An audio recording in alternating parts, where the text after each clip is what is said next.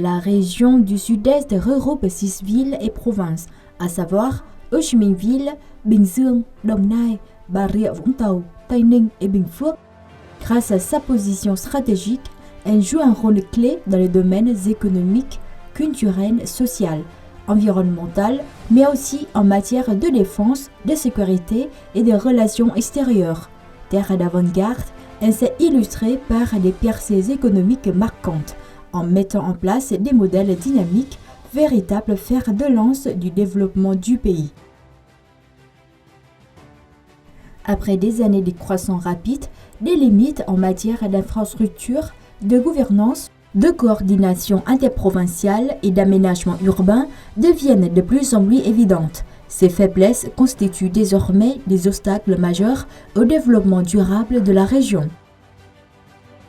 C'est dans ce contexte que le plan d'aménagement de la région du Sud-Est pour la période 2021-2030, avec une vision à l'horizon 2050, approuvé par la décision numéro 370 du Premier ministre le 4 mai 2024, suscite de grands espoirs.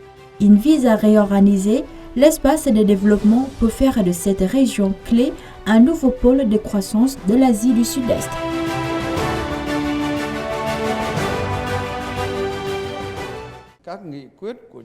Ce plan a su intégrer de manière cohérente les résolutions du parti, celles des congrès provinciaux, tout en s'alignant étroitement sur notre plan de développement économique quinquennal et notre stratégie décennale. Il s'articule avec les plans nationaux, sectoriels et provinciaux. Et surtout, il incarne l'esprit de la construction d'un développement durable fondé sur la coordination intra-régionale. De plus, il est essentiel d'assurer une vision ouverte pour cet aménagement.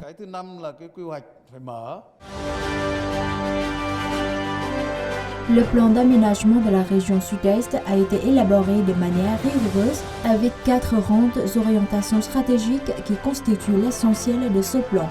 Premièrement, il s'agit de restructurer profondément l'économie régionale en adoptant un nouveau modèle de croissance fondé sur la science, la technologie, l'innovation et la transformation numérique.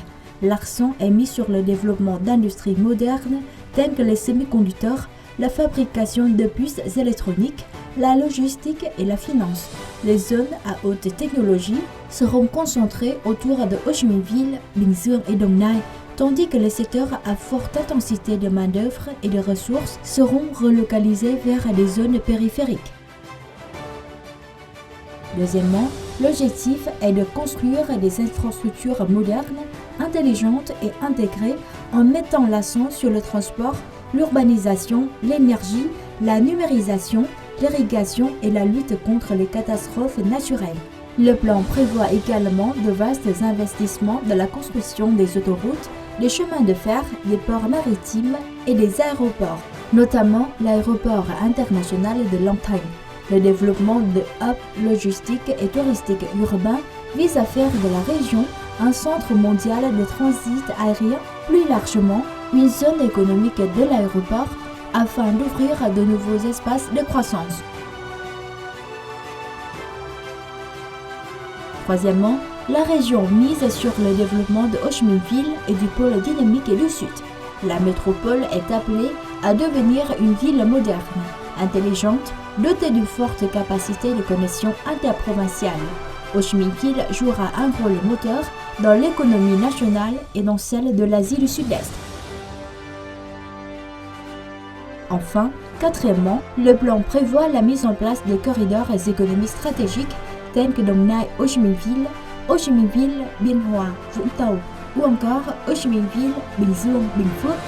Parallèlement, des corridors écologiques seront aménagés le long de la rivière Saigon et du fleuve Đồng Nai, combinant tourisme, économie fluviale et préservation culturelle.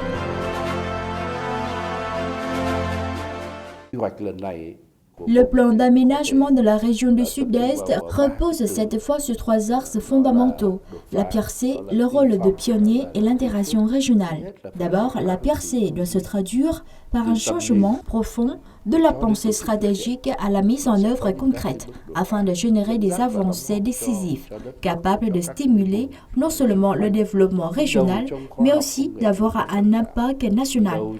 Ensuite, la région du Sud-Est doit jouer un rôle de chef de file dans des domaines clés tels que les sciences et technologies, l'innovation, la formation et le développement socio-économique.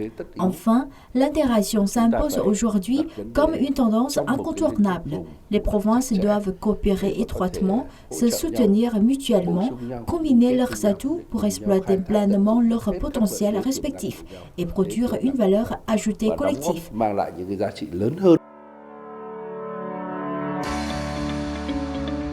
Dans la dynamique du plan directeur d'aménagement de la région Sud-Est pour la période 2021-2030, avec une vision à l'horizon 2050, l'année 2025 marque un tournant stratégique. Inspiré par cette feuille de route ambitieuse, les autorités locales de la région ont lancé une série d'initiatives fortes pour mobiliser pleinement les ressources en faveur de la croissance économique.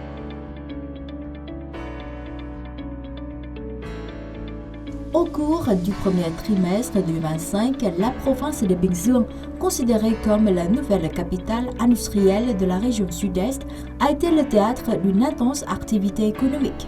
Réunions, conférences et forums se sont multipliés pour débattre des solutions visant à stimuler la croissance.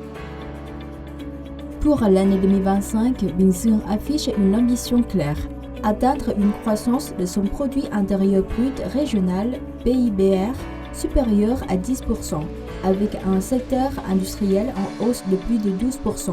La taille de l'économie provinciale devrait ainsi dépasser les 572 000 milliards de dons, tandis que le PIBR par habitant atteindrait plus de 195 millions de dons.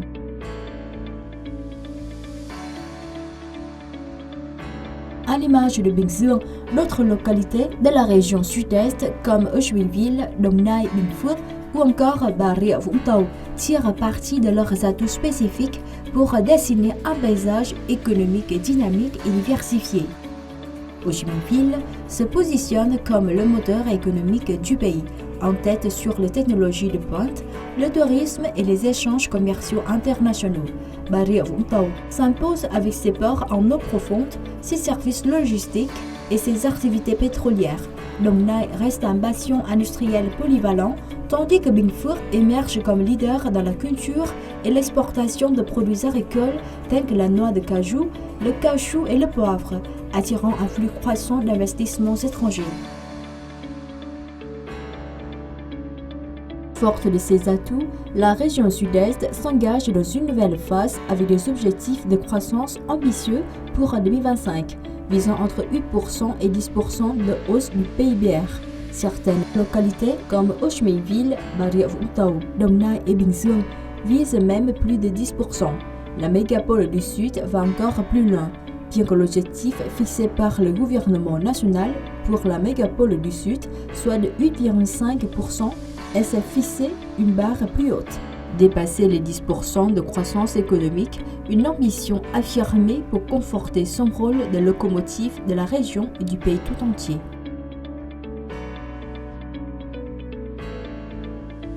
Depuis le début de l'année 2025, Ô Chí Minh met en place une série de mesures ambitieuses pour atteindre ses objectifs de développement économique et social.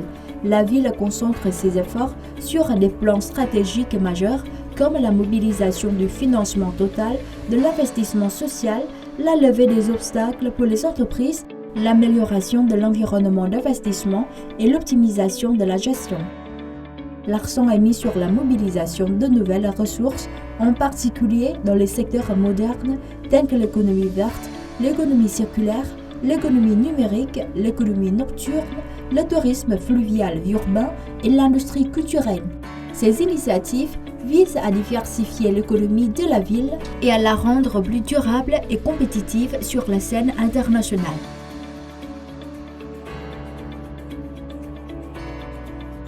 En ce début d'année 2025, la détermination politique et la dynamique de croissance des provinces du sud-est du Vietnam sont évidentes.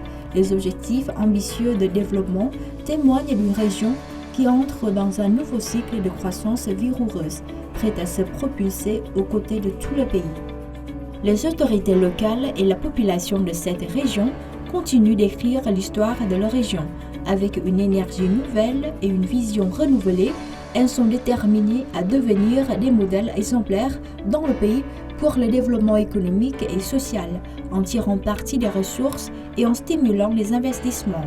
Cette volonté de renforcer les modèles de coopération et d'innovation est un prolongement direct de l'esprit révolutionnaire qui a façonné leur héritage.